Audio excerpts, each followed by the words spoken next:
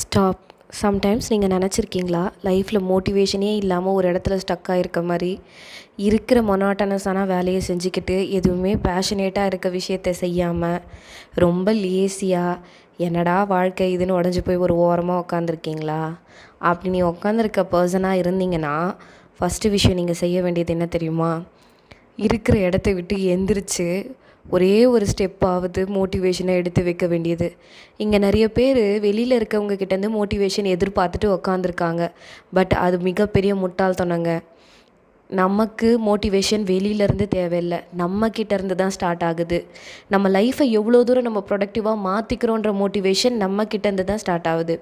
நிறைய பேர் நினச்சிட்ருக்காங்க, நமக்கு மோட்டிவேஷன் வெளியிலேருந்து தான் கிடைக்கும், வெளியில் 4 பேர் நம்மளை மோட்டிவேட் பண்ணுவாங்கன்னு. சத்தியமாக கிடைக்காது.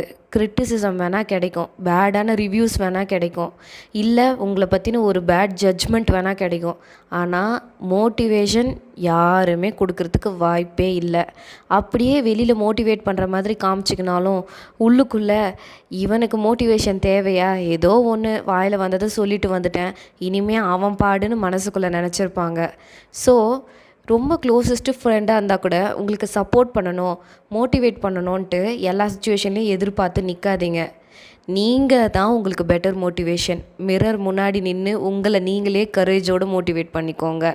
உங்களுக்கு தேவையான ப்ரொடக்டிவிட்டியும் உங்களுக்கு தேவையான ப்ராக்டிஸையும் நீங்கள் தான் பேஷனேட்டாக வெளியே கொண்டு வரணும்.